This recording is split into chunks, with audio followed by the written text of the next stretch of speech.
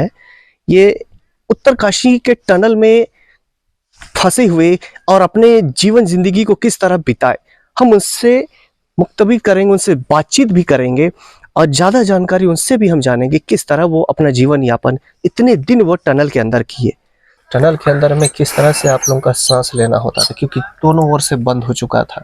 जी, बंद दोनों ओर से हो गया था, लेकिन वही पाइप के माध्यम से 4 इंच का पाइप था, वही माध्यम से हम लोग का उधर से ऑक्सीजन दिया जाता था, बाहर से दिया जाता था। जी, खैर वो सरकार का आप धन्यवाद करना बहुत बहुत धन्यवाद करना चाहता हूँ। फिर अब उस टनल में आप काम करने के लिए जाएंगे? देखो, अब तो मन तो नहीं कर रहा है कि फिर दोबारा ये हालत में ना फंस जाए, इसे तो कर रहा है, मन जाने का तो मन नहीं कर रहा है। हम लोग जब यहाँ रांची में, हम लोग के यहाँ गांव घर में हम लोग को मजदूर नहीं मिलता, इसी वजह से सब यहाँ का आदमी सब चला जाता है, बहुत सारा इधर उधर भटकता है काम करने के लिए। मूढ़ी भेज रहा था। अच्छा। मूढ़ी के अलावा उसके बाद में 10-11 दिन के बाद में फिर पाइप घुसाया, उसके बाद में ही हम लोग का खाना चालू हो गया। चावल था, रोटी सब, सब्जी, जितना भी फल फ्रूट वगैरह सब ये सब देने लगे, किशमिश काजू ये सब भेजने लगे पाइप के द्वारा।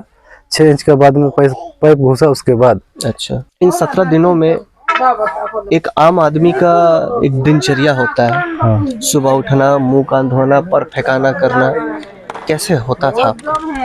सुबह उठते थे, वही वहाँ तो देखो दिन भर के लिए वहाँ पर कैसे सोने के लिए था, वाटर प्रूफ था, उसी में हम लोग काट काट के अपना नीचे बिस्तर भी बनाया, उसी में ढका रहे थे। उसके बाद में सुबह होती थी, उसके बाद में हम लोग मार मैदान लगता था। कब किधर जाएंगे मार मैदान करने, सब टेंडल के अंदर ही सब लोग करते थे। जी, वहाँ पर सब चेहरा उहरा मुँह कान धोते थे। पानी कहाँ से मिलता? पानी बाहर से पाइप घुसाने के बाद पाइप के माध्यम से आ रहा था, बाहर से ही पानी पीने के लिए। फिर मुंह कान धो के फिर नाश्ता वास्ता करके अपना कुछ एक दूसरे से बातें करते थे। जी, क्योंकि संपर्क का माध्यम कोई था नहीं अंदर में। हाँ, वो संपर्क का माध्यम बाद में तो था। बाद में एक माइक घुसाया वहाँ पे स्टूडियो कॉल, उधर से फिर माइक घुसाया, उसे नंबर इधर देते थे उसको, फिर वो नंबर लगा के घर परिवार से बात कराता था। जी, उसके बाद बाहर निकलने के लिए बाद में भी हम लोग को सब कुछ कंपनी दिया, जैकेट फैकेट जितना हम लोग को पहनने के लिए, जूता दिया। उसके बाद कुछ देर बैठाया वहाँ पर, बैठने के बाद में तुरंत एम्बुलेंस में बैठाया, उसके बाद में हॉस्पिटल लेके गया वहाँ से तुरंत। कारण हम लोग को सुविधा दिया, हर जितना मजदूर फंसे थे 41 आदमी, सबको 1 लाख करके सबको चेक दिया है। क्या हुआ था, कैसे आपको मालूम चला था? मेरा पति ने फोन किया था, मतलब ये 12 तारीख को दीपावली था, तो उसी दिन 5:30 बजे हुआ था। तो ऐसा ऐसा हो गया, पूरा ये धंस गया बोल के बताया। तो हम लोग को भी अच्छा नहीं लगा कि पता नहीं कैसा होगा, निकलेगा नहीं निकलेगा।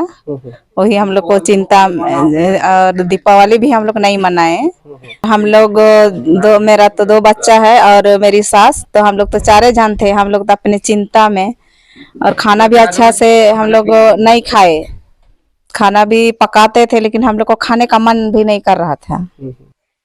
11 तारीख को गया था हम लोग का, 11 तारीख तो बाहर निकल गए शाम को। वो लोग 11 तारीख नाइट ड्यूटी का, सुबह निकलने वाले ही थे। उसके बाद हादसा हो गया 5:30 बजे।